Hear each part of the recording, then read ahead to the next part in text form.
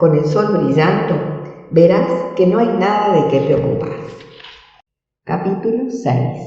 Letras Raucán y signos Draco. Con los primeros rayos de la mañana, Kume saltó de la cama ya sin ninguna preocupación en su cabeza. Muy al contrario, estaba ansioso por ir a ver a Caillou por la misión que tenían que llevar a cabo. Mientras desayunaban, Isala le pidió un detallado relato acerca de las Amazonas. Él habló con la boca llena y respondió sus innumerables preguntas, esparciendo migas de pan por toda la mesa. También imitó la manera de hablar de Calquinderil, moviendo las manos en el aire. Justo en el momento en que explicaba la necesidad de que Caillou descifrara los símbolos Draco, el viejo sabio llamó a la puerta. «Kume, me alegra que estés de vuelta, aventurero», exclamó. «Ahora mismo iba a verte, Caillou. Tengo cosas muy importantes que contarte». Corrió a buscar su cuaderno. «Debemos descifrar unos símbolos». «¿Más símbolos? Es mi especialidad», dijo el viejo. «Justamente venía a decirte que me había tomado la libertad de trabajar sobre tus apuntes y he descifrado el mensaje del recinto del disco de piedra». «¡Fantástico!». Kume abrió sus cuadernos entre las cosas del desayuno. «Cuida tus dibujos si quieres que se puedan descifrar», dijo Isala, mientras se apresuraba a sacar la mermelada y la mantequilla de la mesa. Él estaba demasiado ansioso como para cuidar esos detalles. El estudio de los símbolos continuó luego en la casa de Caillou, entre antiguos libros y mapas, y allí gran parte del día se pasó sin que ellos lo notaran. «Creo que puede haber relación entre las escrituras de la Galería de los Ancestros y las de la cueva de Hobsilwyn», dijo Caillou. «Las inscripciones son en lengua Raucán. Las de la galería dicen: este recinto es un camino hacia el corazón del Andecán, a través del cual Dujanbilu sopla un canto que a la tierra enamora. La canción es luz que apacigua la ira. El artista es quien encuentra las formas en las rocas para que Dujanbilu vuelva a cantar». Y observa esto, Kume. La palabra Dujanbilu vuelve a aparecer en las inscripciones del volcán, igual que la palabra Andecán y los nombres de las serpientes, Claivin y Trentren. Caillou se apasionaba con la tarea. «Espera, Caillou, este símbolo parece indicar una categoría, ¿no crees?». «Tienes razón, podría estar refiriéndose al rango de Dujanbilu». «Por el estilo del símbolo, parecería ser el rango máximo», concluyó Kume. «¿Quieres decir que Dujanbilu podría ser un rey?». «¡Claro! Dujanbilu era el rey dragón», exclamó Kume saltando de alegría. Ese descubrimiento era importante. A partir de ahí entendieron mejor el sentido de los mensajes y tuvieron mejores ánimos para seguir trabajando.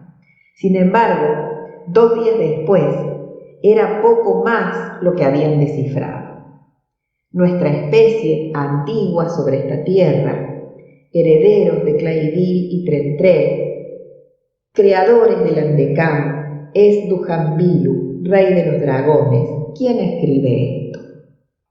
«Los símbolos Draco no tienen la lógica humana, tienen la lógica de los dragones», se lamentó Caillou. «¿Y la de ellos es mejor que la nuestra?». «Yo no diría eso», el viejo tuvo que pensar muy bien sus palabras. «Solo es admirablemente diferente. De todos modos, ya sabemos que Dujanbilu era un rey dragón y eso es muy importante», dijo Kume. «Yo debería volver con la hechicera y el chimalén a decírselo cuanto antes». Con esa intención corrió hasta su casa, después de dejar a Caillou reflexionando. «Hijo, sabes que no nos quedaremos tranquilos mientras tú estés viajando por el cielo encima de un dragón», le respondió Ana Ciel, que no quería parecer severa ni afligida, pero que debía cumplir con su papel de madre. «Sí, lo sé, pero es muy importante que lleve este mensaje a los magos, madre. Volveré lo antes posible», prometió él sin mucha convicción.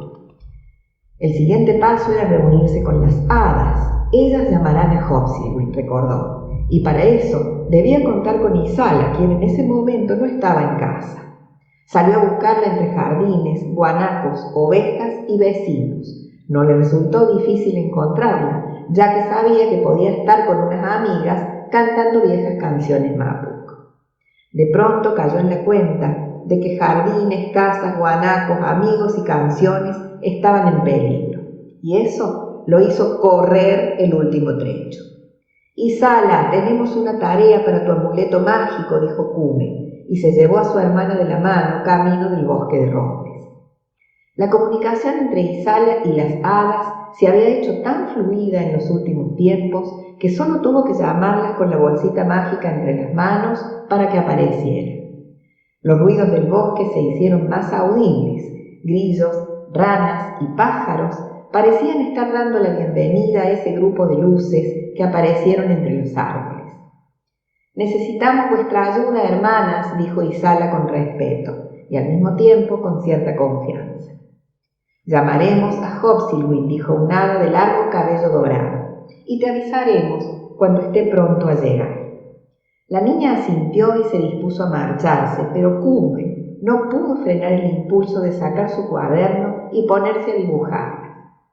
«Espera, Isala, dame un instante», rogó. Su hermana no se opuso y al parecer las hadas tampoco, ya que comenzaron a danzar alrededor de la niña, desfilando para el artista. Ella extendió la mano y dos de las hadas se posaron como pájaros luminosos. «Sus cuerpecitos brillan, pero su luz no es como la del fuego», dijo en voz baja. «Es luz sin calor». 3, 4 dibujos rápidos y Kume capturaba su movimiento. 5, 6 dibujos y su hermana también quedó retratada junto a ella.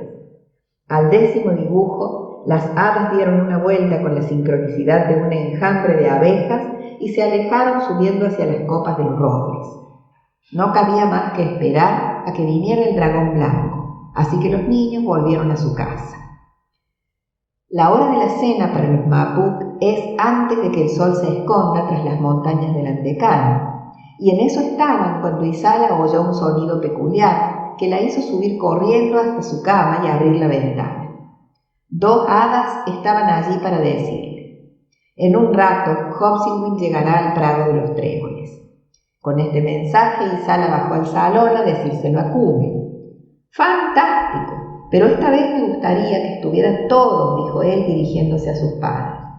«Por supuesto, esta vez nada en el mundo me hará perder al dragón blanco», dijo Anasia. El niño pensó que Cayu también debía estar allí, así que corrió hasta su casa. «Cayu, ven, quiero presentarte a un amigo». «¿Se trata de un amigo con alas?», preguntó el viejo saliendo deprisa. Entonces hubo un pequeño grupo de mapuches esperando cuando el dragón blanco apareció por el cielo del oeste y descendió con majestuosidad. Ante el asombro de todos, Kume montó sobre el espinazo del enorme animal con gran agilidad y desde allí se despidió con la mano. La presentación, además de haber sido un suceso inolvidable, sirvió para que Namku y Anaciel se quedaran un poco más tranquilos por su hijo. Solo un poco. Kume y Hopsilwin volaron con premura hacia la cueva de la Machi. «¿Sabes quién era Dujanbilu?», le preguntó Kume. «No», respondió el dragón. «Pues te gustará saberlo». En mitad del camino, un dragón rojo salió a su encuentro y los atacó. Sin embargo, la velocidad y la destreza del dragón blanco eran mayores, y con facilidad puso cierta distancia entre su perseguidor y él. Pronto otro dragón apareció a un costado y luego otros 2 más se sumaron al ataque. Esto obligó a Hopsilwin a intentar esquivarlos con difíciles maniobras. Volaban ya sobre las montañas cuando en un momento los rojos lograron acercarse mucho. El blanco bajó precipitadamente y aterrizó en la punta de un risco donde encontró refugio entre las rocas. Un refugio que no era para él, sino para el niño. Desde allí repelió los ataques con fuerza, pero las embestidas de las bestias parecían ser capaces de desmoronar la cumbre en cualquier momento. Kume estaba realmente asustado.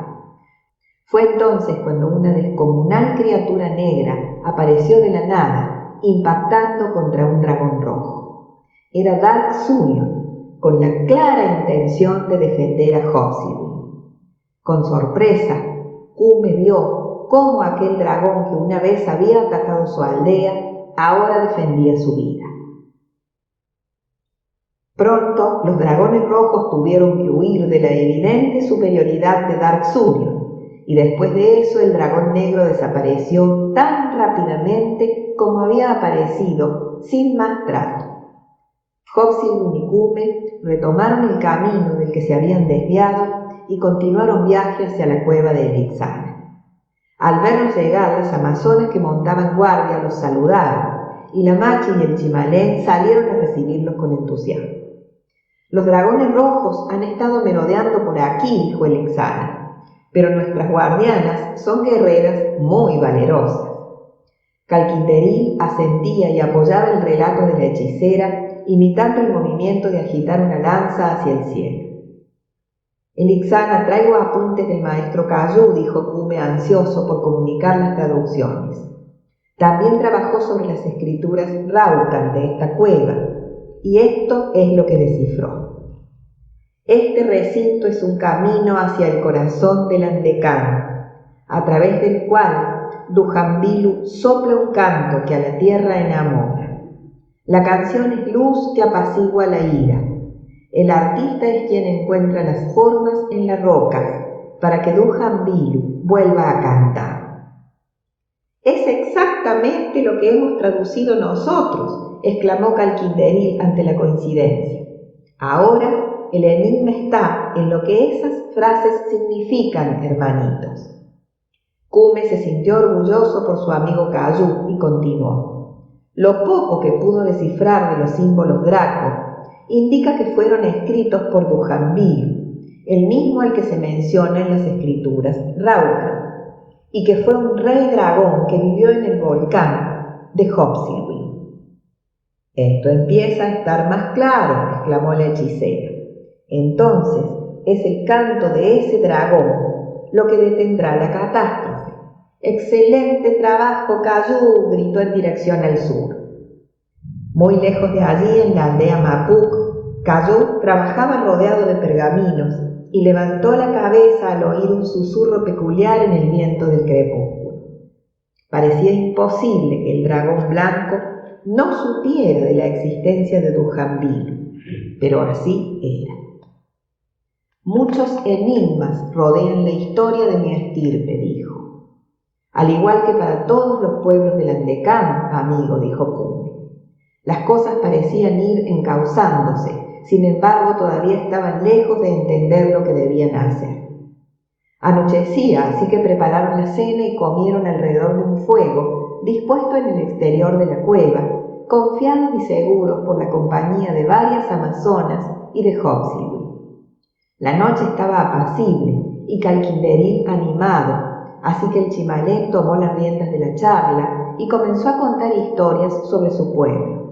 Sus manos hablaban tanto como su boca, no solo por los aspavientos que hacían, sino porque también empezaron a crear imágenes ilusorias en el aire. A medida que relataban las andanzas de sus antepasados, iban apareciendo templos, barcas, herramientas y animales como imágenes que se hacían visibles durante un instante antes de desvanecerse en la noche. Cautivado por ese fantástico acto de magia, Kume miraba al Chimalén con ojos tan grandes como los de un guanaco. Calquinteril habló de las serpientes Claivil y Trem-Trem, y todos pudieron verlas luchando en el espacio. Contó de la emigración de su pueblo después de los cataclismos producidos por esa lucha, y con 2 dedos imitó las piernas de los caminantes, dejando una multitud de chimalenes peregrinando en el aire. Cuando mencionó a las amazonas como los únicos jinetes de dragones que existieron en la antigüedad, sus manos se abrieron como alas de un dragón que se alejó en la oscuridad de la noche. Una sonrisa se dibujó en la cara del niño, que se giró para mirar a las guerreras. y aunque una incierta leyenda afirmaba que las amazonas no lloraban, Cume alcanzó a verlas lagrimear con el relato. La mañana siguiente amaneció con un cielo limpio. Era verano en el Andecán, pero soplaba un viento muy frío en esas primeras horas del día. Las 4 amazonas que habían dormido dentro de la cueva salieron a juntarse con las que habían montado guardia durante la noche. Detrás de ellas salió Cume y las vio alejarse hacia una explanada de roca limpia, donde formaron hileras mirando al este. Allí comenzaron a danzar con movimientos lentos y profundos. «Es un saludo al sol que practican desde hace siglos», dijo Hobsibawm. El dragón también había pasado toda la noche junto a la cueva. «Buenos días, querido guardián», Cume lo palmeó en el cuello. «Supongo que sabes mucho sobre el pueblo de las amazonas, ¿verdad?» «Mis antepasados sabían más. Sé que te estarás preguntando por qué los dragones y las amazonas nos hemos alejado unos de otros. Me has adivinado el pensamiento». Cume se sentó sobre una gran roca, preparado para escuchar. «Hace muchos años hubo un concilio de dragones en la bóveda donde vivo, pues la función principal de ese recinto era albergar reuniones para tratar los asuntos de los diferentes clanes. Pero ese concilio fue el último. El dragón más anciano y de más autoridad era Draco Rex, un dragón verde de naturaleza muy agresiva. Él gobernaba una numerosa comunidad que vivía en discordia con todas las culturas del Andecán y también con otros clanes de dragones. Draco Rex propuso que nos uniéramos para luchar contra todos los pueblos humanos, incluidas las amazonas. Pero muchos nos opusimos a esa guerra, especialmente Dark Surion, y aquella reunión significó la disgregación de nuestra raza. Ahora creo que pudo haber sido la ira de las serpientes lo que envenenó sus conductas». «Yo también lo creo», Hobsibawm, dijo Cume. «Dujanbilu también habrá tenido que afrontar toda esa discordia en su tiempo». «Tienes razón. He estado pensando que el rey Dujanbilu pudo haber sido quien mantuvo unidos a los dragones del pasado». Hobsibawm mostró una nostalgia antigua en esas palabras. Se quedaron en silencio, mientras el aire de la mañana se entibiaba y las amazonas concluían su saludo al sol. Calquinderil se acercó en ese momento con unas tortas de harina de piñones, recién hechas por él mismo. La pena de Cume se disipó en un instante gracias al pan y al buen humor del chimalén.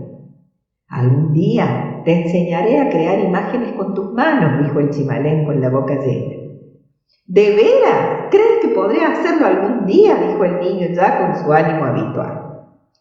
La respuesta fue una serie de gestos tan bufonescos que hasta el propio dragón pareció sonreír.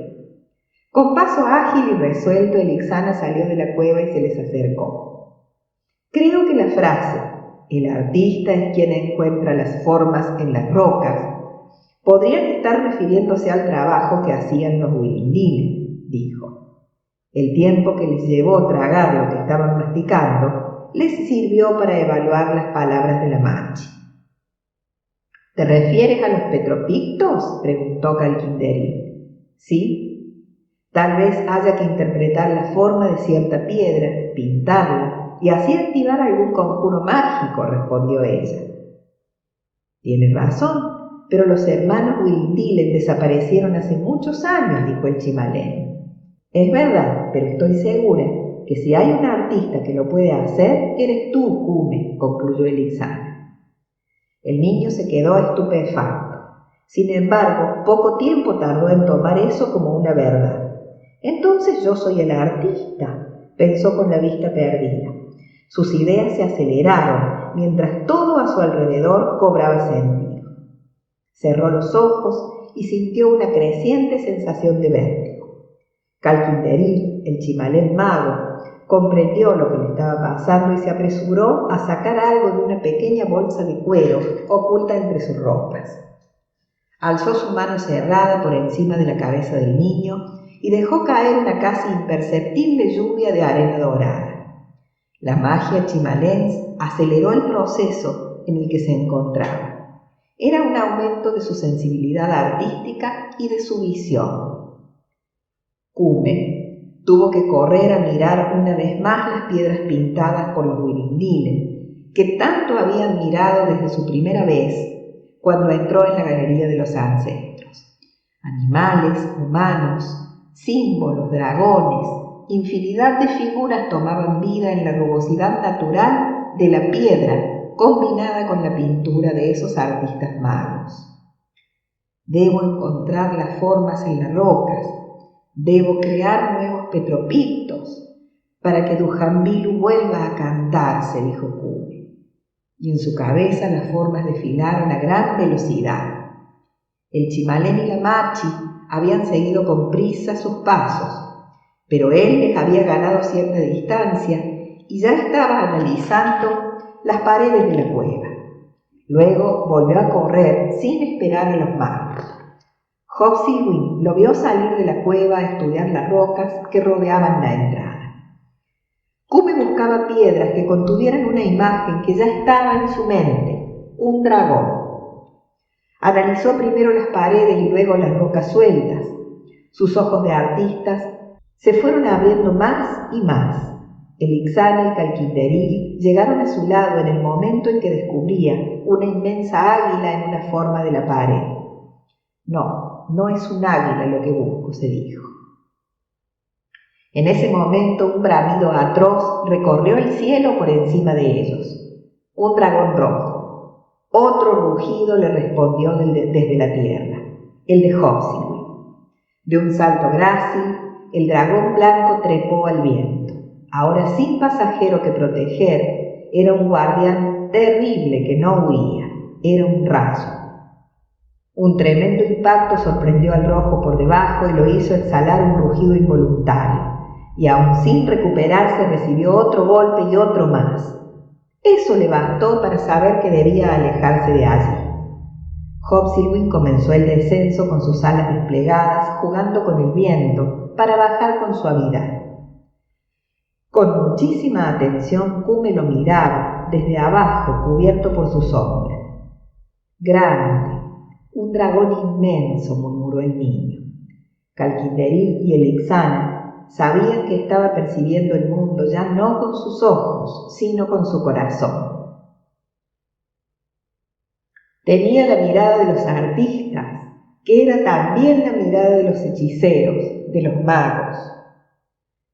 Hobsilwin, amigo, súbeme muy alto, gritó Cume mientras trepaba al lomo del dragón.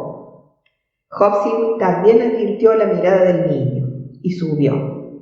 Volaron en círculos por encima de las montañas, planeando, yendo y viniendo, como un pulcutún. Desde arriba Cume dominaba una dimensión muy diferente. Desde allí miró a los magos al lado de la gran roca cercana a la cueva, y fue entonces cuando la visión acrecentada le dio al artista su premio, su obra.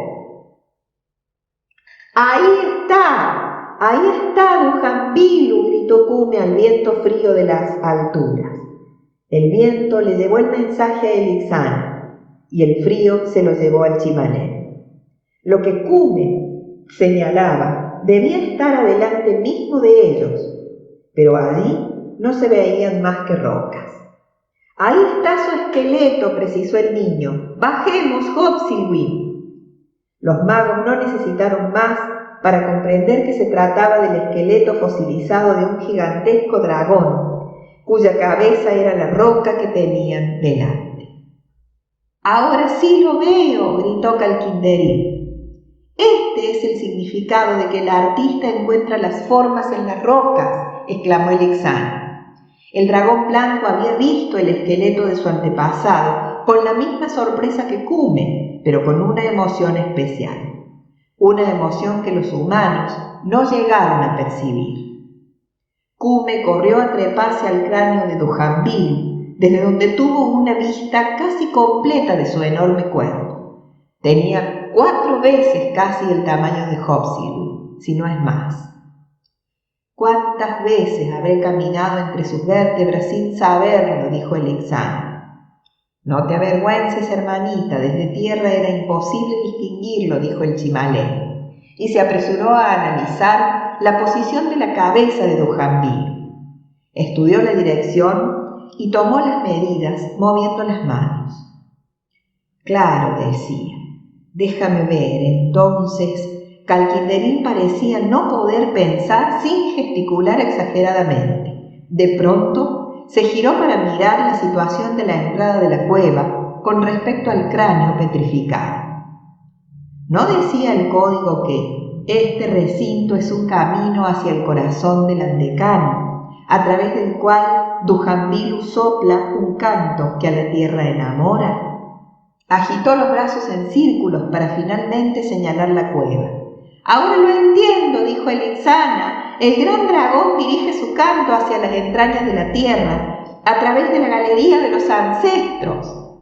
Entonces, queridos amigos, la canción es luz que apacigua la ira. Quiere decir que ese flujo mágico llegará hasta las serpientes, concluyó el chimalén, dando saltitos de alegría. La hechicera alzaba sus manos al cielo y luego tocaba la tierra agradeciendo. Después de tantos años, finalmente, ya sabía cuál era la función de la galería de los ancestros. «Gracias a ti, Cume, pequeño gran artista», dijo abrazando al niño con fuerza. Entonces, un remolino de viento comenzó a jugar alrededor de ellos, levantando columnas de polvo y hojitas secas. Era algo vivo que mecía sus ropas y sus pelos, y que decían algo que solo Elixana podía entender. «El ánima de este ancestro se activará cuando pintemos sus huesos», dijo la hechicera. «Pintarlo», dijo Calquinderín. «Sí, eso sí, muy buena idea. Te lo ha dicho el viento, ¿verdad?» «Sí». «Ha sido Meulén», respondió ella. «Entonces hagamos un petropicto gigante», gritó Cume. «¡Lo hagamos!». En ese momento, un intenso temblor sacudió las montañas por unos instantes. Cuando paró, todos se miraron con preocupación y se dieron cuenta de que debían actuar con mucha rapidez. Capítulo 7. Ceremonia ancestral. Mientras tanto, en la aldea Mapuk, Caillou había descifrado una frase más del difícil jeroglífico Draco. El arte es la llave que abre la puerta entre dos mundos, la boca de la tierra hacia el cielo. Este mensaje escrito por el mismo Dujambilu se refería a la bóveda de los dragones custodiada por Hobsilwyn. Está claro que la morada de Hobsilwyn había sido el palacio del rey dragón, se dijo Caillou, y es como una puerta a otro mundo. ¿Al de las serpientes Clayville y Tremtrek, tal vez?, se preguntó. Pero la galería de Elixana también es una puerta, ¿o no? Creo que debería estar comentando esto con los magos, concluyó. Algo que se movió detrás de unos libros lo distrajo de sus pensamientos. Primero creyó que había sido una ilusión de sus cansados ojos, que llevaban muchos días de trabajo intenso. Pero cuando apartó los libros, dos figuras que parecían mariposas luminosas volaron a esconderse más allá. El viejo ya estaba seguro de que no eran alucinaciones. Una voz se oyó detrás de la puerta en ese momento. «Caillou, soy Isala». Y cuando él pudo sortear los libros que se apilaban en el camino y llegó a abrir la puerta, se encontró con la niña rodeada de más mariposas luminosas. «Mis amigas me han dicho que tienes algo muy importante para Elixana», dijo ella a sus acompañantes. «Por las nieves eternas, estás rodeada de hadas». Caillou, en medio de su sorpresa, recordó el sueño de doña Dugulbia y supo que se estaba haciendo realidad. Aunque nunca supo hasta qué punto las hadas lo habían inspirado para conseguir descifrar los símbolos. Muchas veces en el pasado, el viejo había escuchado susurros que le daban ideas y soluciones a diferentes problemas y que él atribuía a sus propios pensamientos. Eran esos susurros los que buscaba oír cuando se sumergía en sus cavilaciones. No son hermosas, dijo la niña. Algunas podrían confundirse con mariposas, otras con libélulas. El viejo sabio notó que sus alas se movían con otro fin que el de mantenerlas en el aire, pues sus cuerpecitos flotaban sin ningún esfuerzo. Y una cosa se le hizo evidente: las hadas no se escondían, al menos no de ellos dos. Ni siquiera las que en sus libros sobre hadas se definían como más tímidas y esquivas. Deben tener motivos muy importantes para dejarse ver ahora, dijo Caillou pensando en voz alta. Me dicen que ellas ayudarán para que tus traducciones lleguen a manos de los magos, dijo Isala. Avisarían al dragón blanco y a Cume para que vengan a buscarlas en cuanto tú lo decidas. Pues entonces que sea ahora mismo, niña. En la cueva de Elixana los magos trabajaban en la preparación de la ceremonia. Cume y Hobsilwyn revisaban algunos dibujos y apuntes cuando un enjambre de hadas rodearon al dragón. Calquinderil se alegró exageradamente al verlas. «Hermanitas hadas, muy bueno es saber que también contamos con nuestra alada colaboración». Elixana, en cambio, se mostró seria y curiosa por el mensaje que traían y estaban comunicando a Hobsilwyn. «Dicen que Caillou tiene más traducciones hechas», Cume informó a los magos, montado ya sobre el dragón blanco y dispuesto a partir. «Vámonos ya mismo, Hobsilwyn». En poco tiempo llegaban a la pradera de la aldea Mapuk y esta vez aterrizaron cerca de la casa de Cume, detrás de un gran granero, donde ya esperaban sus padres, Isala y Caillou. Al ver un carro lleno de paja, el niño pensó que sería muy bueno que pudieran ir todos a la cueva de Elixana. «Hobsilwyn, ¿crees que podrías llevar ese carro con todos dentro?», preguntó. «Claro que sí», fue la respuesta del dragón. Todos, incluso Cume, se subieron al carro, y con él bien asegurado con sus 4 garras, el dragón levantó vuelo. Inmediatamente Cume se puso a contarles con todo detalle el gran descubrimiento del esqueleto de Dujambilu. Caillou tuvo que gritar de entusiasmo y Sala, Anaciel y Namku abrazaron al artista. No mucho después pasaban por Natmir Nas haciendo un gran rodeo por el este para no ser vistos. Desde la distancia, Cume alcanzó a ver que la ciudad estaba en problemas. Un grupo de dragones rojos la estaba atacando. Se veía fuego en algunos tejados y el corazón de Cume latió con dolor. Sintió un impulso por ayudar, pero no podía poner en peligro la vida de su familia. Sin embargo, el peligro ya estaba en todos lados, pues un dragón enfurecido ahora se estaba acercando a ellos. «¡Cuidado, Hobsilwyn! ¡Se acerca un rojo!», gritó Cume. El dragón redobló sus esfuerzos, pero no consiguió aumentar la velocidad debido a su carga. Aun cuando la bestia estuvo sobre ellos, solo cabía intentar eludir los ataques. «¡Bájanos en Natmir Nas!», gritó Cume. Él obedeció de inmediato y comenzó a girar y a descender con su perseguidor muy cerca. «Déjanos en ese campo y defiéndete», urgió el niño angustiado por Hobsilwyn. El dragón rojo había conseguido golpearlo repetidas veces y el aterrizaje se estaba empezando a parecer a una caída. En medio de un campo de maíz, el dragón y su carga tocaron tierra, y aunque el golpe fue muy fuerte, nadie salió herido. Pero el dragón blanco chilló de dolor o de rabia. Lo cierto es que Cume nunca lo había escuchado gritar así. No hubo tiempo para detenerse a medir los daños, y Hobsilwyn se elevó otra vez para arremeter contra el rojo. Uno y otro se golpearon alternativamente a medida que se alejaban. El niño comprobó que todos estuvieran bien y luego corrió desesperado detrás de los dragones porque su amigo estaba sufriendo. Para ese entonces las bestias ya habían entrado en plena aldea y sobrevolaban las casas. Al fin, un gran golpe del rojo logró derribar al blanco sobre el techo de una casa y su inmenso cuerpo chocó contra varias cosas antes de caer en medio de una calle. Cume corría a toda velocidad por la aldea, esquivando gente espantada y bulliciosa, pero Hobsilwyn ya no estaba a la vista. El niño miraba hacia arriba esperando verlo volar triunfante por encima de la aldea, pero no lo encontraba, ni siquiera veía al dragón rojo. Hasta que un tumulto a la distancia le dio malas noticias, pues allí estaba el dragón blanco tumbado en el suelo intentando ponerse de pie. «Hopsylwing», gritó a la carrera.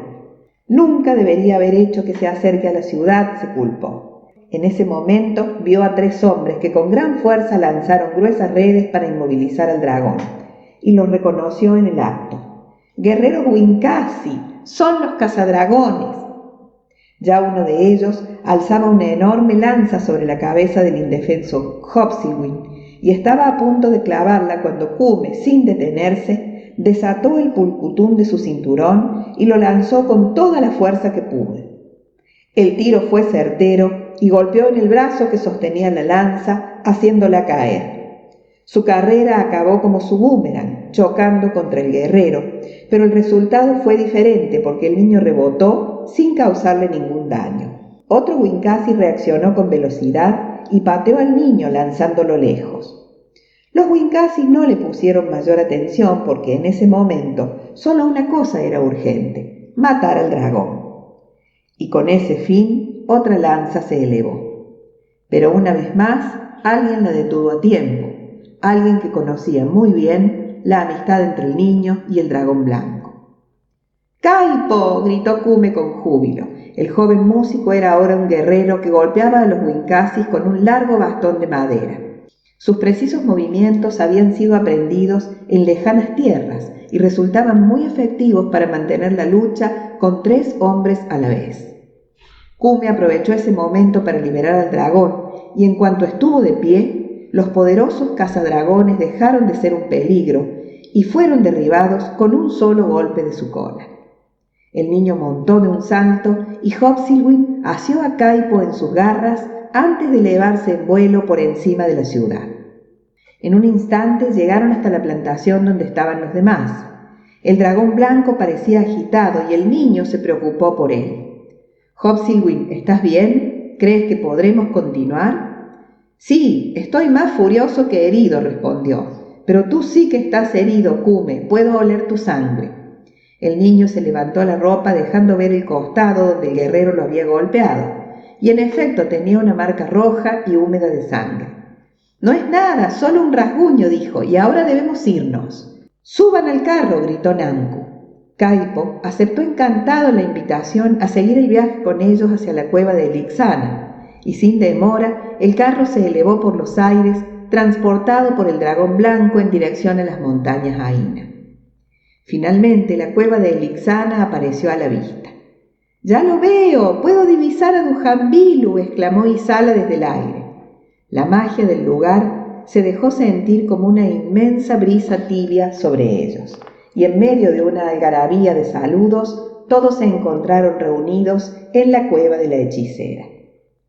Cume se ocupó de las presentaciones y lo hizo como si todos fueran miembros de una misma familia, aunque nunca se hubieran visto. «Elixana, debemos curar la herida de Cume», urgió Anaciel. «Déjame ver». La machi inspeccionó la herida como una experta. «No es nada, unas hojas de quinchal y te olvidarás del asunto». Preparó un vendaje con las hojas de la planta medicinal y las aplicó mientras pronunciaba una oración que aludía al Gran Espíritu. Una cosa u otra aliviaron al niño en el acto, aunque a él la herida que más le dolía era la que le había provocado la imagen de los Wincasis a punto de matar a Hopsylwing. Con toda esa violencia, el mundo se le hacía muy difícil de comprender. Pero cuando vio a Elixana, Calquinderil y Cayú juntos, sus castigadas esperanzas se renovaron. Los 3 mayores se sentaron cerca del fuego y a su alrededor todos los demás. Entonces Cayú expuso la parcial traducción de los símbolos Draco. «El arte es la llave que abre las puertas entre 2 mundos, la boca de la tierra hacia el cielo». «Eso es lo poco que pude descifrar del hermético lenguaje Draco», agregó. «Lo único nuevo es que el palacio de Dujanbilu era la caverna en la que hoy habita Hopsylwing y que fue ataviada con arte de dragón durante milenios con un propósito concreto. Pero no sabemos a dónde va esa puerta que abrirá el arte, ¿no es cierto?, dijo Calquinderil. ¿Tienes alguna idea, amigo dragón?, preguntó Elixana. Hopsilwin, que estaba muy pendiente de los comentarios, enroscaba una y otra vez la cola como un animal inquieto. No, hechicera, dijo, aunque es verdad que mi morada es una boca hacia el cielo, ya que es un antiguo volcán por el que la tierra descargaba el fuego cuando le quemaba las entrañas. Es lo único que se me ocurre. Al oír la palabra volcán, Cayú volvió a recordar el libro de doña Dugulbia. Las hadas y los dragones necesitaban que los niños le pidieran al volcán que no despertara. ¿Quiere decir esto que los niños deben ir al volcán?, se preguntó. Hay un trabajo que debe ser hecho en el volcán, sin duda. El viejo sabio ya estaba reflexionando otra vez. Lo más lógico es avanzar paso a paso, dijo Elixana, y lo primero que haremos será pintar el esqueleto de Dujambilu. De blanco, intervino Calquinderil. Pintaremos los huesitos del rey dragón de blanco. Las manos del chimalén imitaron las pinceladas en un movimiento muy gracioso que hizo que Cume e Isala rieran con ganas. Comenzaremos mañana, pues este día ya se acaba, continuó Elixana. Ahora prepararemos algo de comer y celebraremos esta reunión. Su voz había recuperado el buen ánimo al ver a todo el grupo dispuesto a trabajar en equipo. Cayú quiso conocer la galería y la rueda de piedra sin más demora y Cume se encargó de guiarlo. Por su parte, Caipo se había acercado a las amazonas para elogiarlas por ser portadoras del mágico poder femenino. Al rato les recitaba algunos de sus poemas a viva voz. Isala y su madre fueron a recoger algunas hortalizas y frutas que Elixana cultivaba en una explanada no lejos de su cueva. Pese al clima de la montaña, la hechicera había logrado que calabazas, lechugas, tomates y coliflores crecieran con vitalidad y abundancia. Debe ser un acto de magia, dijo Anaciel, consciente de la dificultad de cultivar un huerto en lo alto de la montaña. Ambas rieron. De pronto, algo llamó la atención de Isala. Era una figura oscura posada sobre unas rocas a cierta distancia de ellas. Era una figura oscura posada sobre unas rocas a cierta distancia de ellas. Pronto, la niña se dio cuenta de que se trataba de un colosal dragón negro casi inmóvil entre las luces del atardecer. Sus alas se plegaron a los costados de su inmenso cuerpo, en una posición que dejaba las puntas recortadas sobre el cielo tumultuoso. Isala alertó a su madre con cautela, pero ninguna de las dos sintió miedo al intercambiar miradas con aquel silencioso dragón detenido en la distancia. Instintivamente, Isala asió la bolsita de llamar a las hadas y en un instante estaba rodeada por ellas. «Es Dark Surion», dijo una hada. «No teman», dijo otra. «Pide perdón por haber atacado la aldea Mapuk», añadió una tercera, «y por haberse llevado al niño», una cuarta. Las emociones acudieron a Anaciel como un tropel de insectos negros recorriéndole la piel al recordar aquella noche en que pensó que había perdido a su hijo para siempre. Pero de algún modo ese dolor se alejó en la misma ráfaga en la que había llegado y pudo perdonar. Madre e hija regresaron a la cueva con las hortalizas, un grupo de hadas que las acompañaban y una experiencia insólita para recordar. El dragón blanco y Cume conversaban y reían. Al verlos, Isala concluyó: Dark Surion y Hopsilwin son tan diferentes entre sí. Sí, como el día y la noche. Sin embargo, presiento que también tienen mucho en común, hija. Cenaron alrededor de un fuego grande y benigno, al que la hechicera atendía con el cuidado y la atención que se brindan a un viejo amigo. ¡Delicioso!, exclamaba el chimalén continuamente y golpeaba el suelo con sus pies complacido por la comida. Luego, los magos se encargaron de repasar la información que tenían y así todos se pusieron al corriente de las cosas antes de irse a descansar. Al otro día todos estaban animados y ansiosos por comenzar el trabajo. Gracias a las plantas de la hechicera, la herida de Kume había mejorado tanto que casi la había olvidado. Y tan pronto como desayunó junto a Nanku y Kaipu, se pusieron a preparar la pintura blanca con piedras de cal molida. Cayu y Elixana, y también la amazona Ailindea, fabricaron pinceles con lanas de oveja. Isala y Anaciel se encargaron de recoger unas hierbas silvestres, y Calquinderil andaba de aquí para allá, animando a todos y contando historias antiguas de las familias del Andecán, como le gustaba llamar a los diferentes pueblos. Fue él quien primero vio a los dos caminantes que se acercaban, bajando de lo alto de la montaña. «¡Bienvenidos, hermanitos Jomanques!», exclamó para que todos lo oyeran. Los niños corrieron a ver a los recién llegados, que vestían largas capas negras y abultados collares de plumas blancas. Eran una mujer y un hombre, aunque la vestimenta los asemejaba mucho y a simple vista podía confundir. Pero su jerarquía quedó muy clara cuando Elixana los reverenció al verlos. «Es tiempo de unión y aquí estamos», fue todo lo que dijo el hombre.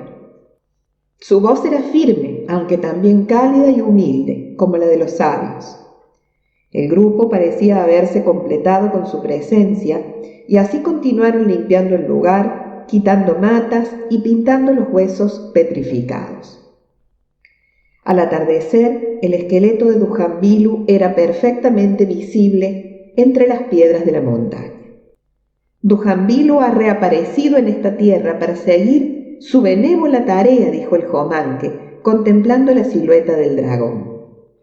Continuó diciendo que en un pasado muy lejano, el rey dragón había descubierto que el arte era el medio para aplacar la ira de las grandiosas serpientes y lo enseñó a todas las razas del Andecán.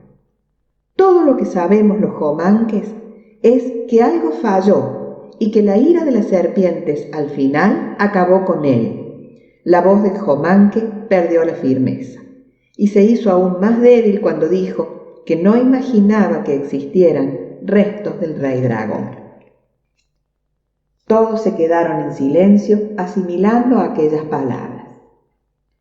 Un colibrí pasó justo delante del Jomanque, deteniéndose un instante en el aire antes de seguir, y en él Elixana vio la señal para continuar. «Debemos comenzar la ceremonia», dijo, «pero antes alguien más debe hacerse presente. Por favor, Isala, llama a tus amigas». La niña obedeció en el acto poniendo su mano sobre la bolsita amuleto y pronto apareció un grupo numeroso de hadas. «Algelcián, querida hermana, hazte visible», pidió Elixana. Un verdadero prodigio ocurrió entonces ante los ojos de todos. Las haditas se arremolinaron creando una espiral y se juntaron formando un bulto luminoso. Luego se fundieron entre sí. «Jalesián, reina de las hadas, gracias por venir», dijo la hechicera, acercándose a la mujer con devoción. Al verla Isala no pudo contener el llanto de emoción, pues reconocía ese rostro y esas ropas que se mecían sin viento y esa luz que la contorneaba. La había visto en sueños muchas veces. Igual que en sus sueños, Alesián se acercó a envolverla en su abrazo de luz. Tras ese fenómeno, todos parecían compartir un profundo sentimiento al punto que Kaipo se hincó de rodillas. Esta vez fue Calquinderil quien retomó la ceremonia y dijo en voz alta: «Este recinto es un camino hacia el corazón del Andecán, a través del cual Dujambilu sopla un canto que a la tierra enamora». Bajo la atención de Anaciel, dispusieron hierbas y flores en círculo sobre una piedra blanca. Los Jomanques le agregaron 11 piedras redondas. «Los dragones se anuncian con 11 piedras», dijo el hombre Jomanque. «Y desde las cumbres hemos traído estas, para que el rey dragón escuche nuestros ruegos». Hobsilwin tuvo que acercarse a verlas. Había algo en ellas que se le hacía irresistible. «¿Son piedras mágicas?», le preguntó Kume. «Solo sé que me traen muchos recuerdos, visiones, nostalgias». El dragón no pudo hablar más. A continuación, el Ixana comenzó a golpear un pequeño tambor plano. Iba girando mientras lo tocaba, deteniéndose en cada uno de los 4 puntos cardinales para pronunciar unas palabras que de tan antiguas parecían cantos de pájaros o berridos de animales.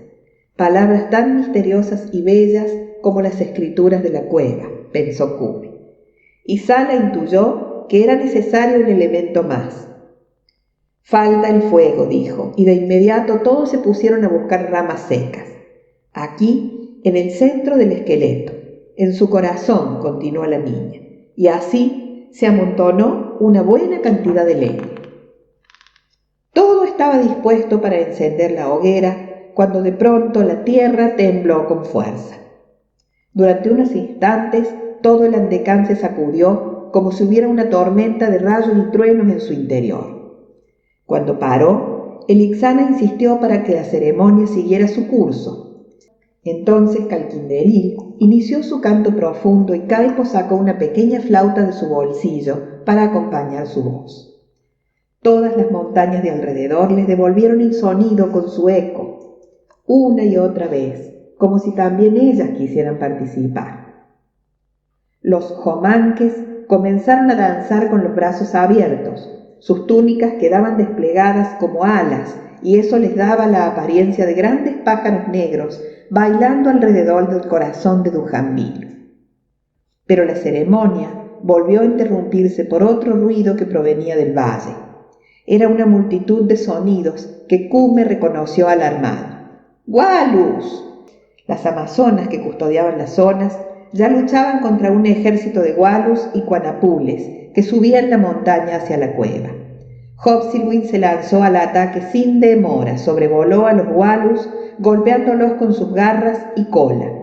Ailindea y otro grupo de amazonas que estaban allí también echaron a correr montañas abajo a gran velocidad y con una bravura sin límites. La lucha era cruenta y las guerreras desplegaban una insuperable destreza al manejar sus espadas de oro.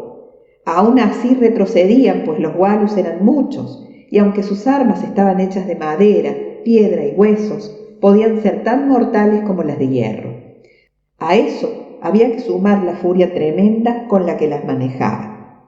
Kaipo no necesitaba protección, pues su arte en la lucha era superior al de las bestias, casi tanto como el de las amazonas, y ante él los gualus rodaban montañas abajo. Sin embargo, eran tantos los que conseguían seguir subiendo que el dragón blanco decidió bajar y parapetrarse al lado de Kume y todo el grupo para defenderlos de cerca. La reina de las hadas hacía lo mismo con Isala y Anaciel. «Vienen con la pura intención de detenernos», exclamó Calquinderil. «Entonces encendamos el fuego, la ceremonia va a continuar», dijo la hechicera. «Espera, traeré unas brasas de la cueva», se ofreció Kume, pero ella lo detuvo. «No, Kume, esto debe hacerlo una hembra, una hija de la tierra». Las palabras de la hechicera cargaban autoridad y sabiduría. Isala supo, de algún modo, que tenía razón. Calquinderil asintió. Hubo un rápido cruce de miradas entre las mujeres. Isala, Anaciel, Alesian, la mujer Jomanque o la misma Elixana. Cualquiera de ellas podría haber sido la encargada de encender el fuego. Pero no fue ninguna de ellas la que lo hizo, sino que fue Hopsilwin, quien elevándose en un aleteo bramó. «Entonces es mi turno. ¡Viva el rey dragón!» Y lanzó una potente llamarada sobre la pila de leños que ardió con un asombroso fuego blanco. De este modo fue como todos supieron que Hopsilwin era una dragona. «¡Una dragona!», dijo Kume para sí. Necesitó unos instantes para asimilar la noticia, instantes fuera del tiempo, en los cuales dejó de oír los gruñidos de las bestias y los gritos de las amazonas. Y solo tuvo intención de ir a abrazar a Hopsilwin, su amigo, su amiga. Una línea de fuego brotó de la hoguera en dirección a la cueva, recorriendo lo que una vez fuera el largo cuello de Dujamil. Otra fuerte intuición dominó a Isala y la llevó a pedirle protección al fuego. Magnífico fuego blanco, comenzó la plegaria. Los gritos de las bestias se oyeron más alto y más cerca, y tanto que ya se veían los brazos alzados con palos y huesos. Magnífico fuego blanco, repitió Isala a viva voz. No había miedo en su grito, sino seguridad, pero sus palabras parecían avivar aún más la furia de los gualos. Su número se multiplicó tanto que en un momento dado, un grupo de cuanopules rodearon a Hobsibawin y lograron sorprenderla por un costado. Corrió Cume a auxiliarla, abandonando su propia seguridad. Lanzó su pulcutum primero y un grito de advertencia después. Si bien el lanzamiento fue certero como siempre, no pudo derribar más que a un atacante. Los demás saltaron encima de la dragona. «Hobsibawin», gritó el niño, antes de ver cómo una lanza penetraba en el costado de la dragona y antes también de que dos guanapules saltaran sobre él mismo. Lo siguiente fue un torbellino de imágenes que giraban mientras él rodaba abrazado por dos bestias. Guiada por el impulso de madre, Anaciel corrió tras él, pero nada logró más que ser atrapada por otro guanapul que cayó sobre ella y siguió la estela de polvo de los que caían con el niño. «¡No!», gritó Nanco al salir detrás de ellos. Sin embargo, no pudo avanzar mucho, pues tuvo que parar a defenderse de un inmenso gualo. «¡Cume, Anaciel!», pero aquellas bestias ya se alejaban con sus presas.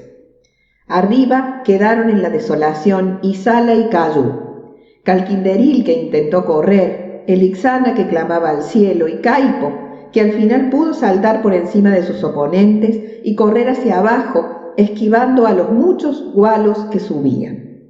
Los otros se alejaban, ya estaban fuera del esqueleto blanco de Dujambilu y seguían corriendo.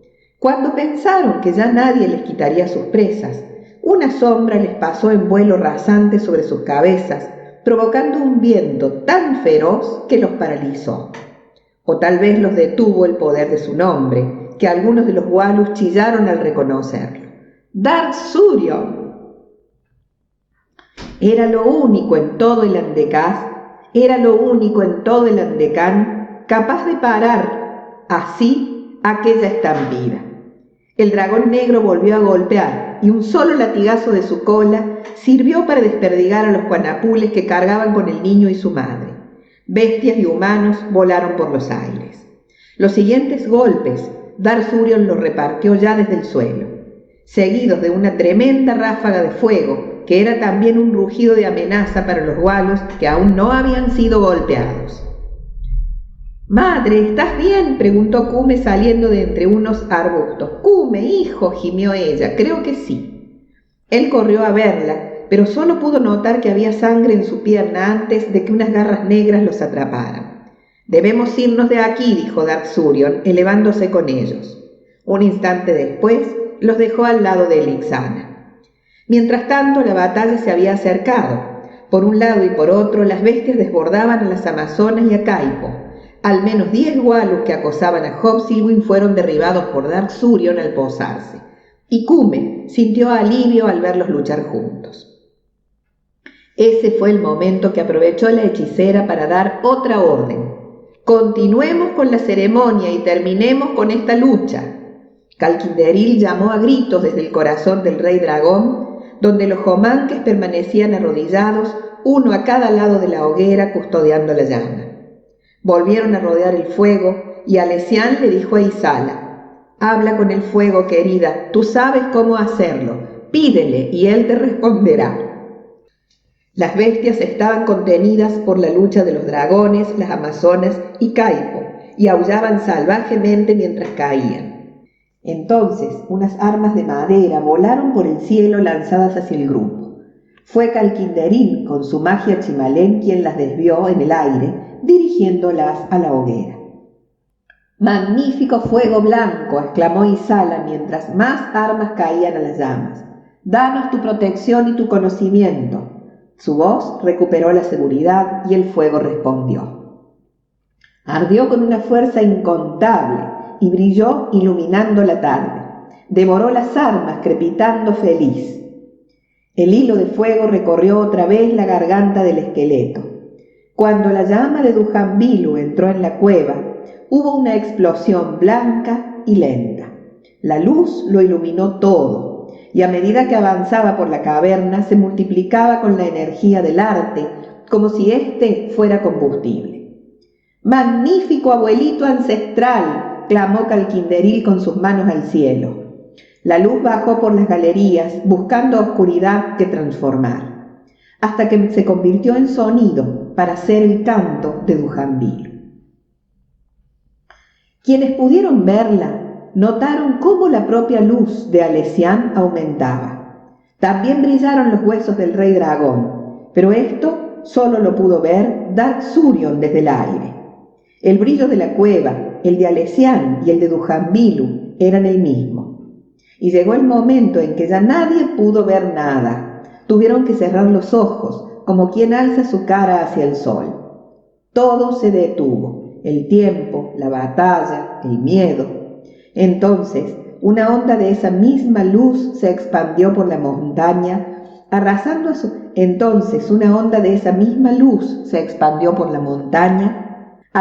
su paso a los Walus y a los Quanapules. Los que corrían, los que chillaban e incluso los que estaban caídos, todos desaparecieron. También sus armas y sus gritos, todo desapareció. Nadie supo bien si se desintegraron en el aire o si huyeron a esconderse en los bosques. Nadie los vio más. ¿Has visto eso, madre?, dijo Kume. La luz solo se ha llevado a las bestias. Anaciel estaba dolorida por una herida que tenía sobre la cadera derecha, pero había visto el milagro. Ha sido un verdadero acto de magia, hijo. Tan pronto como la amenaza de las bestias se esfumó, todos empezaron a buscarse entre sí para saber si estaban bien. Kaipo tenía algunos rasguños, las amazonas estaban intactas. «Hojas de laurel y canelo», exclamó Calquinderil, «medicina chimalén para los heridos». Los tres mayores corrieron a preparar la poción medicinal y pronto estuvieron de vuelta con una vasija humeante para curar a Anaciel. «Pronto sanarás con esto». El Ixana puso unas hojas sobre la herida. «Han sido las púas de la coraza del Quanupul que me capturó», dijo Anaciel. «Onapu», exclamó el chimalén, mirando de reojo a la hechicera. Kume no comprendió el significado de la palabra ni del gesto del mago. «¿Qué pasa?», preguntó. Pero ambos magos estaban con los ojos cerrados, pronunciando más palabras incomprensibles. La hechicera cubrió la herida y las hojas con un puño. «Ahora veamos a la dragona», dijo. A poca distancia, la silueta negra de Dark Surion se elevaba al cielo y la blanca de Hobsilwyn se acercaba. El niño corrió hacia ella.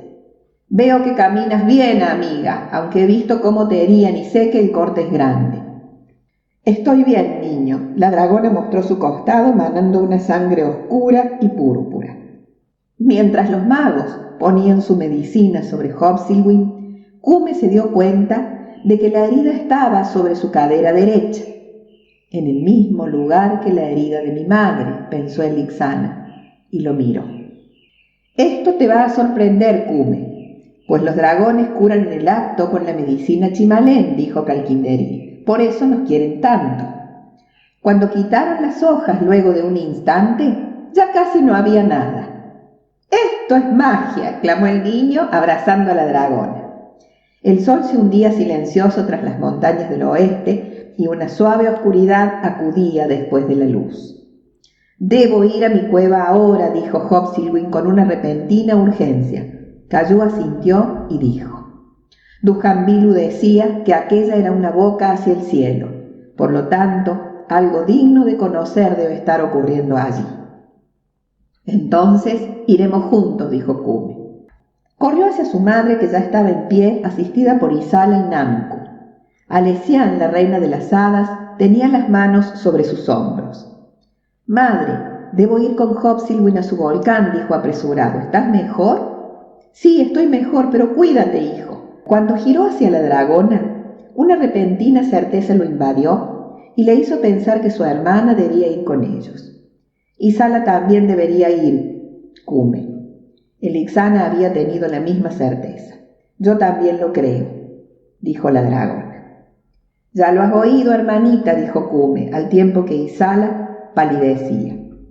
«¿Pero qué dices? Los dos sobre Hobsilwyn». La niña ni siquiera se lo podía imaginar. El tiempo corría y Kume vio que la dragona estaba impaciente. «Debe ser ahora, Isala». La agarró de la mano y se la llevó. Namku la ayudó a montar detrás de Kume y tan pronto como saltaron al aire, ella se abrazó a su hermano con todas sus fuerzas. Alesian, la reina hada, tenía una última consideración. «Hadas y dragones, siempre hemos trabajado juntos. Así será hoy también». Con un gesto de su mano, dirigió a un grupo de pequeñas luces hacia los niños. Anaciel respiró aliviada. Kai, Ailindea, Cayu, todos se quedaron mirando el vuelo hacia el volcán de aquel mágico grupo hasta que las lucecitas se dejaron de ver en la distancia. Capítulo 8. Las serpientes aladas.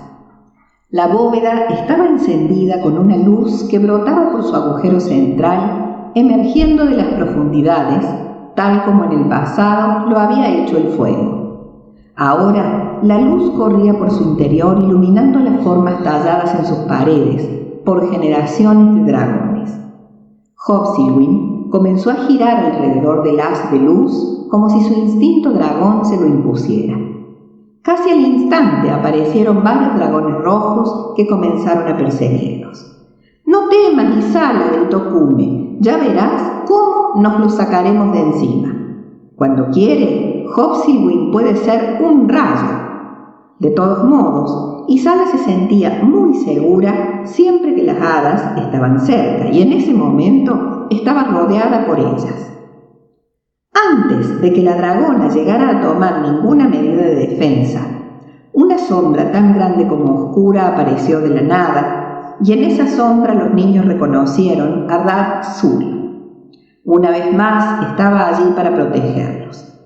Pero había algo extraño en el ataque de los rojos, como si su objetivo fuera incierto, pues también se atacaban entre ellos, mientras chillaban caóticamente. A pesar de ese desorden, mantenían el vuelo circular alrededor del volcán a medida que se les unían más dragones. «¿Qué están haciendo?», preguntó Isala. «No lo sé, pero parece que algo muy fuerte los atrae a este volcán», dijo Kume. «No en vano, este ha sido el hogar sagrado de todos sus clanes». Para entonces ya había más dragones de los que los niños podían contar y seguían llegando cada vez más de diferentes puntos. Los había azules, verdes, púrpuras, con manchas de diversos patrones y de formas exóticas que ni el más grande artista humano podría imaginar, pensó Kume. Los dragones giraban como si algún halo invisible los mantuviera atados al haz de luz. «Me recuerdan a los insectos que en la noche giran alrededor de una antorcha», dijo Isala. «Espero que no acaben quemados como ellos», respondió Kume, que también sentía una extraña tensión en la danza de los dragones. Buscó comunicarse con Hobsilwyn, pero la dragona parecía estar presa del mismo estado hipnótico que los demás. Por un momento, Kume sintió la misma desolación que aquellas mariposas nocturnas. Lo que salía de la boca del volcán ya era un caudal de formas de extrema belleza que se elevaba al cielo. No era fuego ni luz, era un río de velos brillantes.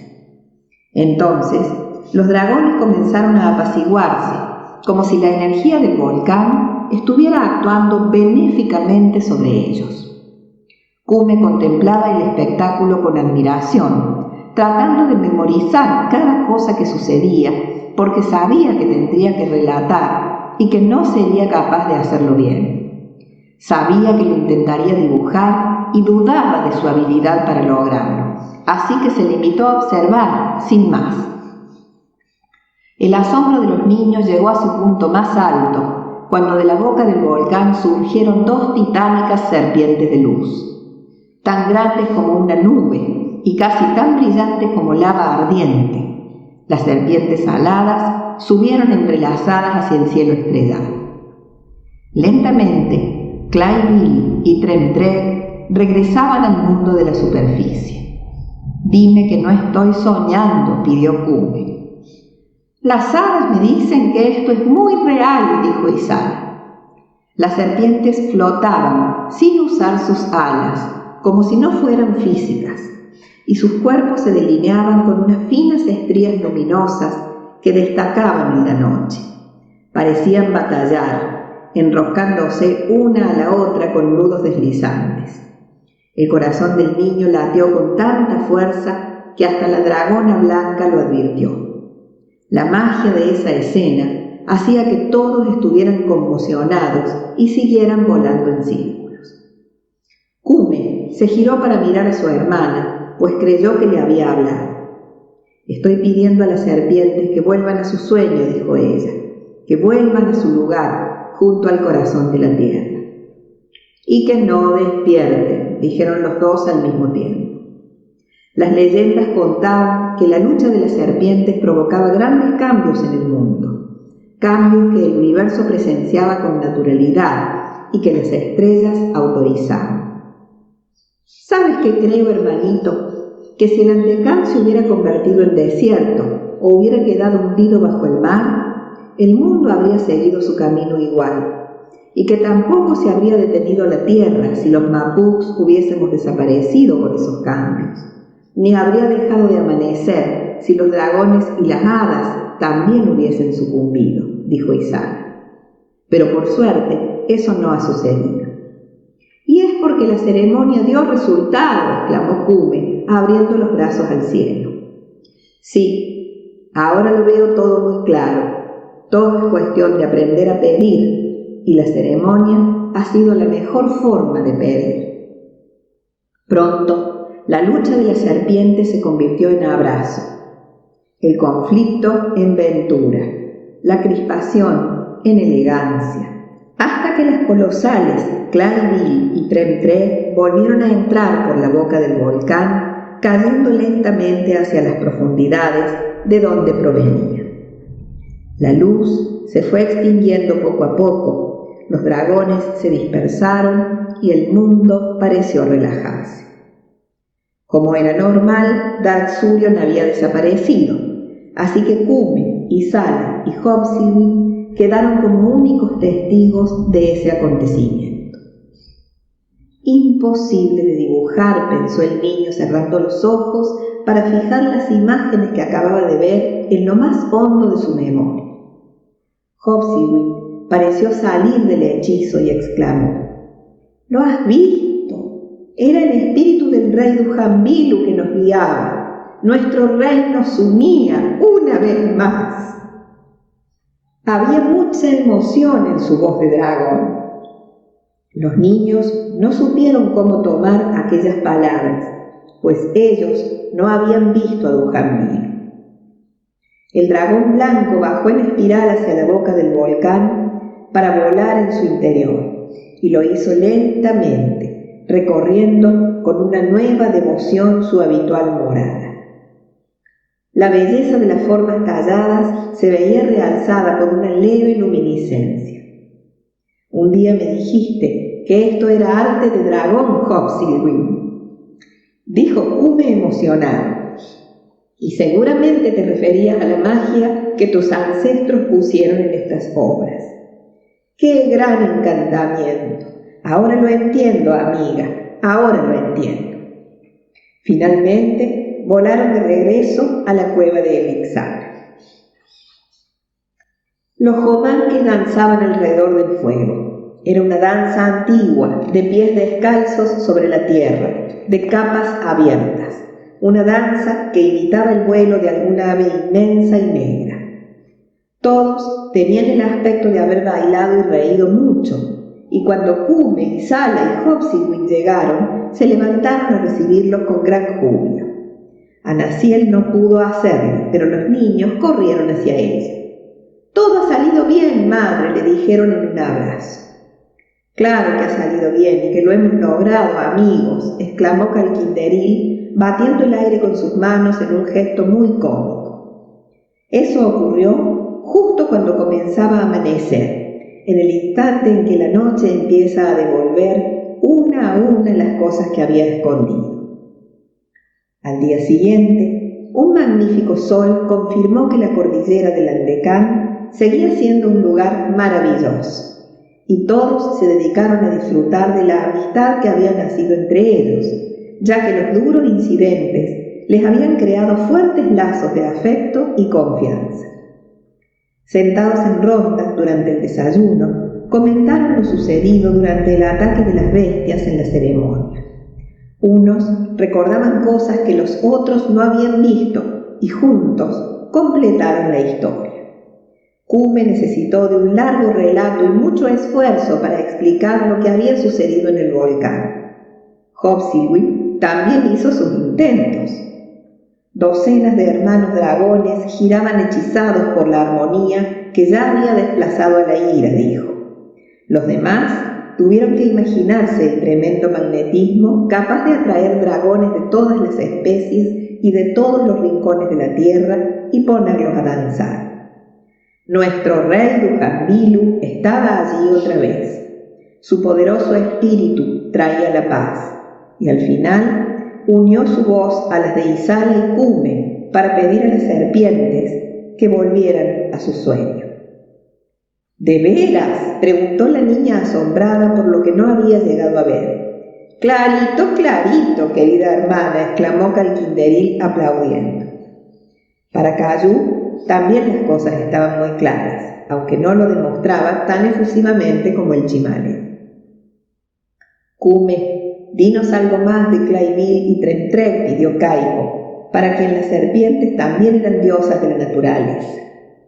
Eran tan enormes que cubrían todo el cielo con sus cuerpos, y eran transparentes y brillantes, como lo es el fuego, agregó Kume, dibujando con un palo en la tierra unas grandes líneas para dar a entender su magnitud.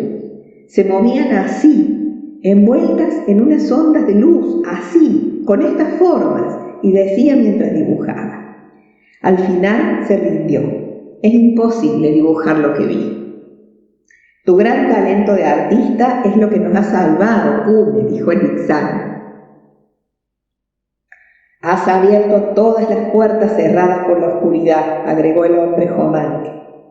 El arte ha hablado a través de ti, como en el pasado lo había hecho a través de Dujanbilu. El arte nos ha enseñado cuál es la actitud con la que debemos vivir sobre esta tierra, y esto no caerá en el olvido esta vez. Los Jomanques nos ocuparemos de eso. Después de estas conmovedoras palabras, se despidieron. Atardecía y al parecer caminar en la oscuridad no iba a ser un problema para ellos. Antes de partir, entregaron las 11 piedras de los dragones al viejo Cayu. Hay mucho misterio en estas piedras, mucho que aprender. Tú las estudiarás mejor que nadie, viejo Mapuk, le dijeron. Luego se marchan. ¿A dónde crees que irán en esa dirección, Isala?, preguntó Kume al ver que los Jomanques se alejaban montaña arriba. No lo sé, pero puedo imaginar su morada en las cumbres más inalcanzables, respondió la niña. Al oír la conversación de los niños, Calquinderil movió sus brazos imitando alas. Los días siguientes fueron días luminosos para todos. La paz se prolongaba por todas las montañas como un perfume que lleva el viento. Ya no había dragones agresivos, ni se sabía nada de Walus ni Cuanupules. Hopsylwin y Kume daban largos paseos por los cielos para comprobarlo. La herida de Anaciel mejoraba, pues la medicina de los magos y los cuidados de Namku le hacían mucho bien. «¿Cómo me gustaría ser una dragona para curar en el acto?», solía bromear con su hijo. Cayu, el Ixana y Calquinderil mantenían largas conversaciones acerca de las culturas del pasado, intentando recuperar conocimientos perdidos. Por su parte, Caipo pasaba la mayor parte del tiempo conversando con las amazonas y componiendo canciones y poesías para halagarlas. Cuando ellas decidieron volver a sus tierras secretas, Ailindea los sorprendió con una invitación. Es conocida nuestra preferencia a permanecer distantes e inaccesibles a los extraños, pero queremos que sepas que tú, Kaipo, tienes las puertas abiertas a nuestro reino. Siempre serás bienvenido. El joven músico, que en su poesía invocaba esos palacios ocultos y los enigmas de aquellas divinas mujeres, deseó que ese día llegase muy pronto. Te vendremos a buscar, músico, poeta y guerrero, fueron las últimas palabras de las amazonas antes de partir hacia la negrura de la noche, muy negra. Por la mañana, Kume e Izala sugirieron bajar hasta Tolmec para mirar a través de sus ojos a modo de despedida. En cuanto se asomaron a esas mágicas ventanas, todos se quedaron serios. Ni el Ixana ni Calquinderil necesitaron mirar a través de Tolmec para ver el vapor rojo que subía desde una hilera interminable de guerreros huincasi que marchaban por el valle solar. Kaipo sabía que sus ciudades habían sufrido mucho con los ataques de las bestias y los dragones en los últimos tiempos, y no les era difícil imaginar que ahora estarían en pie de guerra. Los huincasi son humanos. Podrán entender que la ira solo empeorará las cosas, dijo Kume, buscando que alguien compartiera sus esperanzas. Pero nadie pudo hacerlo. Una inesperada sombra de tristeza se adueñaba del grupo, justo en el momento en que una sombra más real les hizo levantar la vista para encontrarse con la tremenda figura de Dark Surion. Con un golpe sordo, el dragón negro se posó cerca de ellos. Ya nadie se atemorizó al verlo, sino todo lo contrario, pues gran parte de su éxito se lo debían a su enorme ayuda, aunque siempre desaparecía cuando se le quería agradecer. Los huincasi son ignorantes y crueles, dijo el dragón negro. No respetan a los habitantes que han encontrado en el Andecán, ni a la naturaleza.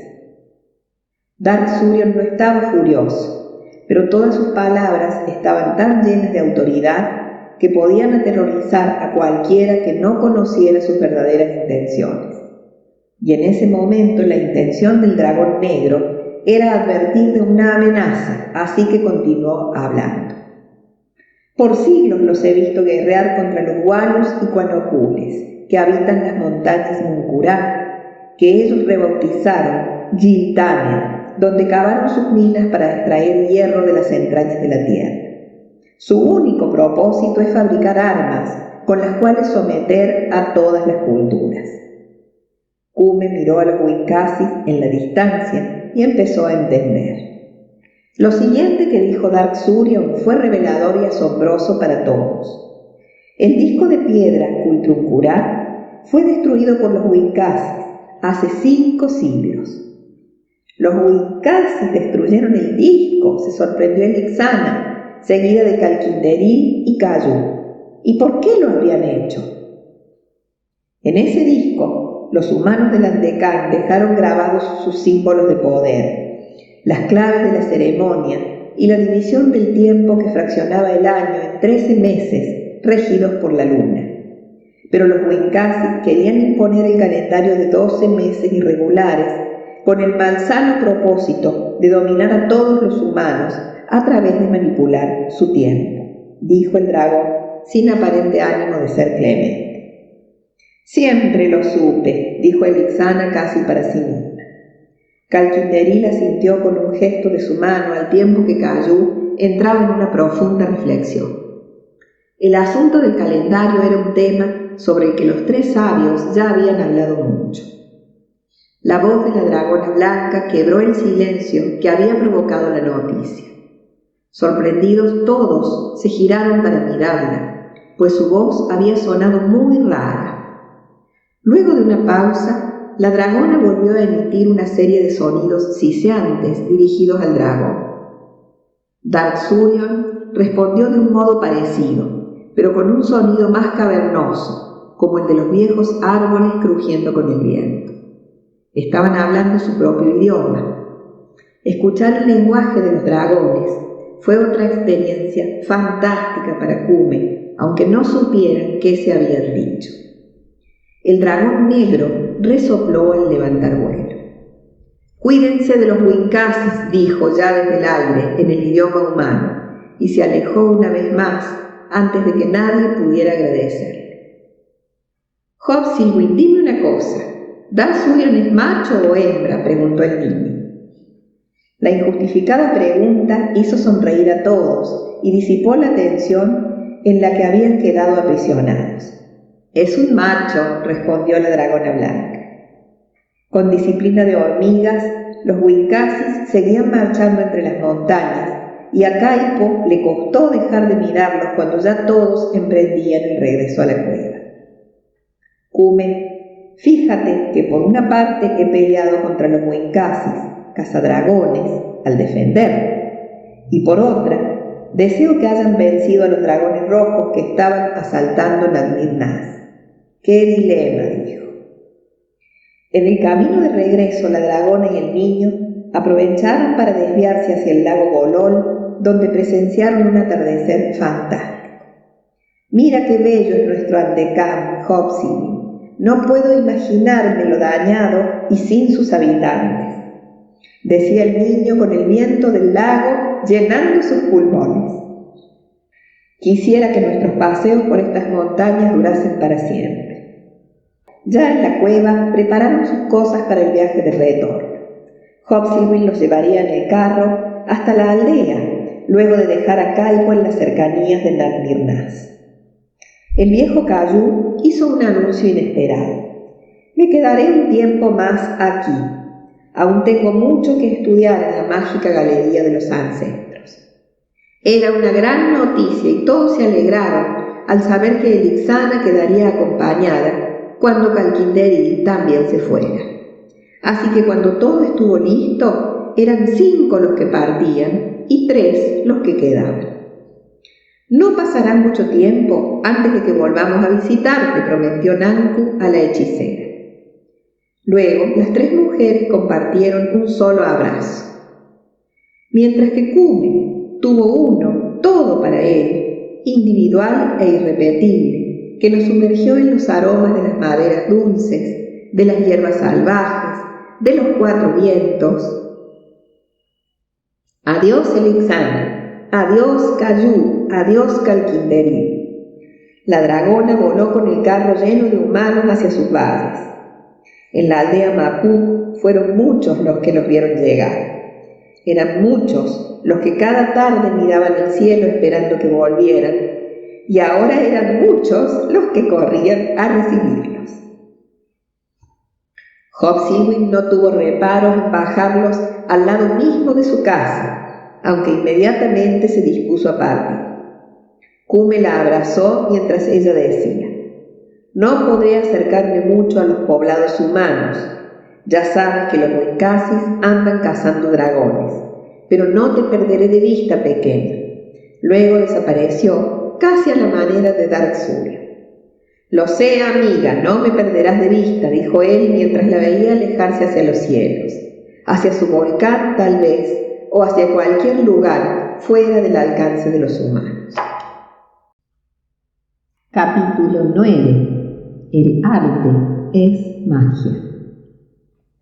Alrededor del fuego en la aldea Mapuk, justo después del crepúsculo, solo se oía el crepitar de las llamas y el masticar de semillas tostadas de la muchedumbre deseosa de escuchar historias.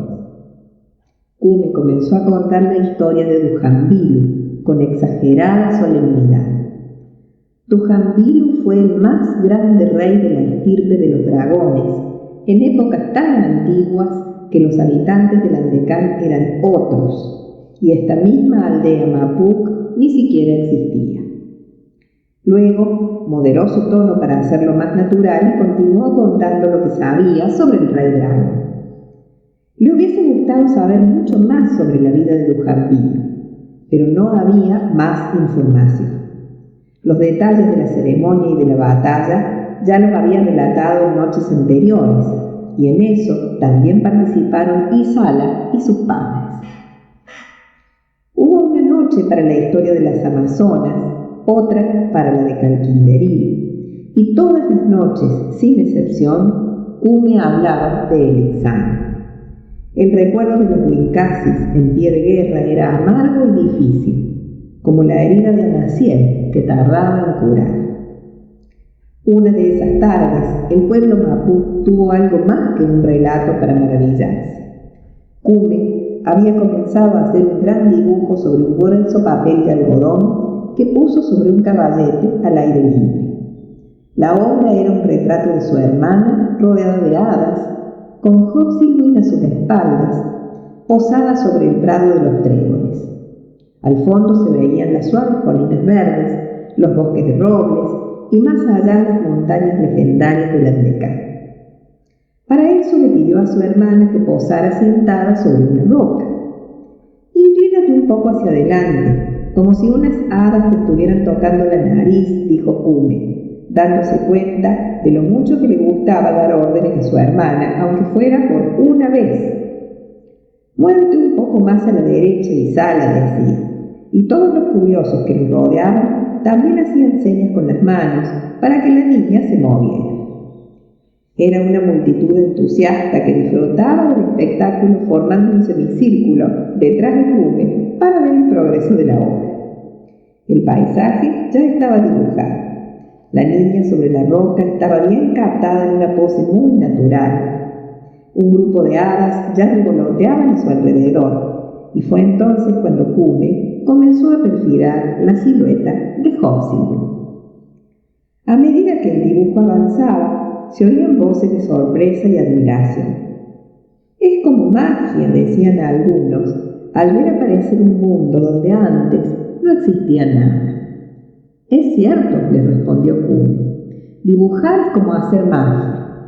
Al decir eso, estaba pensando en los poderes ocultos del arte, porque sus dibujos habían llevado a los mapuches de viaje por las montañas Aina, les habían mostrado dragones, walus y amazonas, y les habían explicado cosas que las palabras no llegaban a explicar. Además, Kume ahora sabía que los dibujos podían ser peligrosas trampas para hadas, y que por eso se debía tener mucho cuidado y respeto al hacerlas. Su hermana también estaba pensando en las capacidades del arte. «Kume, ¿recuerdas lo que decía Calquinderil? El arte es capaz de detener los terremotos». Isala imitó los gestos del duende Chimalén y los dos rieron con fuerza. Dibujar la dragona requería su tiempo, y Kume puso en ello todo su esmero. Era una figura grande y debía combinarse con las demás sin predominar. Le dio un movimiento grácil y a la vez majestuoso. «Las garras con 5 dedos», murmuró mientras las dibujaba.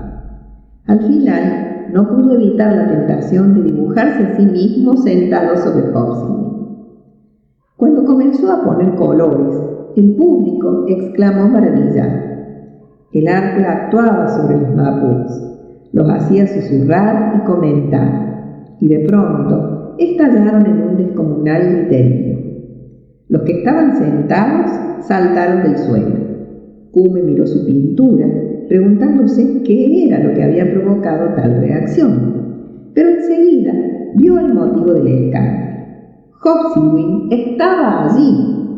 Se había posado al lado del niño, justo en el sitio que ocupaba en el dibujo.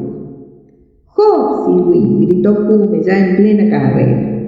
La dragona no había venido sola, pues ahora Isala estaba rodeada de hadas. En un instante, el niño estuvo abrazada a la dragona y luego montado sobre su lomo. Los mapuches tardaron lo mismo en convertir eso en una fiesta de risas y fascinación. En medio de esa algarabía, alguien advirtió que la pintura de Kume era igual a lo que estaba sucediendo allí mismo.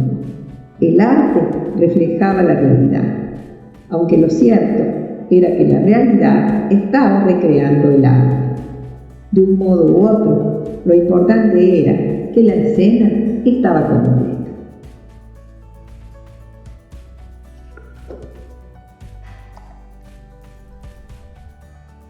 Las ilustraciones y el texto de esta obra pertenecen a H.G. Ciruelo Cabral. Es un texto avalado por el Ministerio de Educación de la Nación, impreso en el año 2013 y de distribución gratuita, que ha sido enviado por el Ministerio de Educación de la Nación a todas las escuelas secundarias públicas del país. Ciruelo nació en Buenos Aires, Argentina, el 20 de julio de 1963. Su formación artística se inició en la Escuela Secundaria Fernando Faber, donde estudió ilustración publicitaria. A los 18 años comenzó su carrera profesional como ilustrador en una agencia de publicidad. En 1987 trasladó su residencia a España. Durante los 90 trabajó intensamente para las mejores editoriales de Estados Unidos y Europa, forjándose un lugar entre los artistas más importantes del mundo del arte fantástico, ilustrando tapas de libros y discos, pósters, calendarios, revistas, etc. Actualmente está dedicado a escribir e ilustrar sus propios libros. Ciruelo vive con su mujer Daniela y sus hijos Liz y Ángelo en Sitges, un encantador pueblo a orillas del Mediterráneo, cerca de Barcelona. En la esencia de todo lo que existe subyace el arte, dice Ciruelo. Y dice además: dedico este libro al conocimiento de las culturas originarias de América.